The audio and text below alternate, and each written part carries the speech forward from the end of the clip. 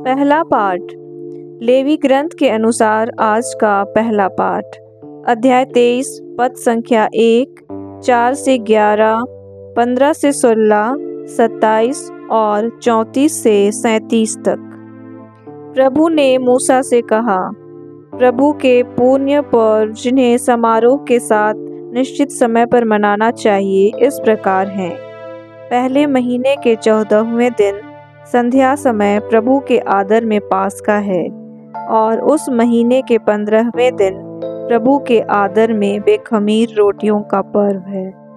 तुम 7 दिन बेखमीर रोटियां खाओगे। पहले दिन तुम लोगों के लिए एक धार्मिक समारोह का आयोजन किया जाएगा, और तुम किसी प्रकार का काम नहीं करोगे।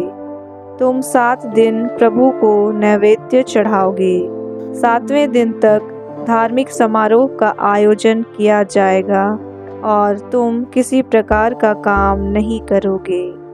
प्रभु ने मूसा से कहा, इस्राएलियों से यह कहो, जब तुम उस देश में पहुंच जाओगे जिसे मैं तुम्हें देने जा रहा हूं, और तुम वहां फसल काटोगे, तो तुम अपनी फसल का पहला पूला पुरोहित के पास ले आओगे।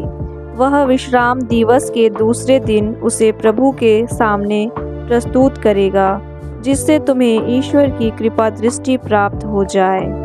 विश्राम दिवस के दूसरे दिन जब तुम चढ़ावे का पूला लाते हो, उस दिन से तुम पूरे 7 सप्ताह गिनोगे। 7वें सप्ताह के दूसरे दिन अर्थात 50वें दिन तुम प्रभु को नए अनाज का नैवेद्य चढ़ाओगे। 7वें महीने का 10वां दिन प्रायश्चित दिवस है। उस दिन तुम लोगों के लिए धार्मिक समारोह का आयोजन किया जाएगा। तुम उपवास करोगे और प्रभु को नैवेद्य चढ़ाओगे। उसी 7वें महीने के 15वें दिन प्रभु के आदर में शिविर पर्व प्रारंभ होगा। वह 7 दिन तक मनाया जाएगा। उसके प्रथम दिन धार्मिक समारोह का आयोजन किया जाएगा, और तुम किसी प्रकार का काम नहीं करोगे। तुम 7 दिन प्रभु को नैवेद्य चढ़ाओगे। 8वें दिन तुम लोगों के लिए एक धार्मिक समारोह का आयोजन किया जाएगा, और तुम प्रभु को नैवेद्य चढ़ाओगे। उस दिन समापन समारोह होगा, और तुम किसी प्रकार का काम नहीं करोगे। ये प्रभु के पर्व हैं, जिनमें धार्मिक समारोह का आयोजन करोगे, और प्रत्येक की विधि के अनुसार प्रभु को नैवेद्य, होम, बलिदान और तर्पण चढ़ाओगे। प्रभु की वाणी। जय घोष, हालेलुया। प्रभु का वचन सदा ही बना रहता है।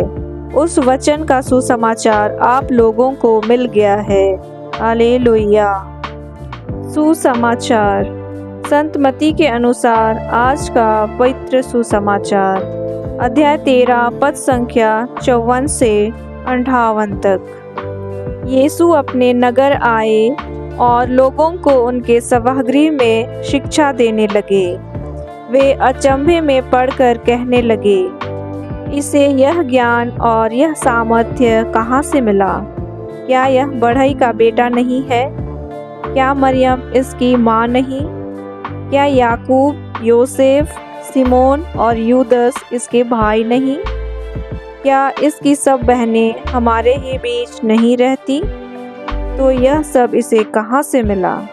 और वे यीशु में विश्वास नहीं कर सके। यीशु ने उनसे कहा, अपने नगर और अपने घर में नबी का आदर नहीं होता। लोगों के अविश्वास के कारण उन्होंने वहाँ बहुत कम चमत्कार दिखाए। प्रभु का पवित्र सुसमाचार। प्रिय भाइयों बहनों, आइए आज के पाठों पर हम मनन चिंतन करें। हर व्यक्ति में अच्छाइयाँ और बुराइयाँ दोनों होती हैं। लोग उसी अच्छाई या बुराई को देखते और समझते हैं, लेकिन कभी कभी लोगों के हृदय पर कुछ ऐसा पर्दा पड़ जाता है कि वे एक अच्छे इंसान में भी सिर्फ बुराइयां खोजते हैं और अच्छाई को भूल जाते हैं। आज के सुसमाचार में जब प्रभु यीशु अपने गृह नगर आते हैं, तो लोग उनकी बातें सुनकर उनके महान चमत्कारों के बारे में सुनकर चकित हो जाते हैं और उनके बारे में अजीब अजीब बातें करने लगते हैं। वे उनके भाई बहनों, माता पिता आदि के बारे में बात करते हैं और इस बात पर यकीन नहीं कर पाते कि उनके बीच में रहा पला बढ़ा यह व्यक्ति ईश्वर का पुत्र भी हो सकता है। वे प्रभु की ईश्वरता को नहीं पहचान पाते। हम जानते हैं कि प्रभु यीशु पूर्ण रूप से मनुष्य और पूर्ण रूप से ईश्वर हैं। पूर्ण रूप से मनुष्य होने का अर्थ यह है कि जो भी एक मनुष्य के अनुभव के रूप में उन्हें अनुभव करना था वह सब उन्होंने अनुभव किया। वे साधारण मानव माता पिता के अधीन रहे, उनसे सीखा और दुख दर्द को महसूस किया। वहीं दूसरी ओर वह पूर्ण रूप से ईश्वर भी थे। मानव जाति के दुख दर्द को दूर किया, विभिन्न प्रकार के चिन्ह और चमत्कारों द्वारा अपने ईश्वर होने का प्रमाण दिया।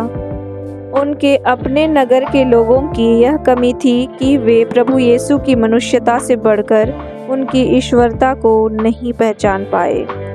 कभी कभी हम भी अपने आसपास लोगों में ईश्वर के निवास को नज़रअंदाज कर उनकी कमियों पर ही अपना ध्यान केंद्रित करते हैं। हम दूसरों के अंदर ईश्वर के दर्शन करने की कृपा मांगे। आमीन। Praise the Lord.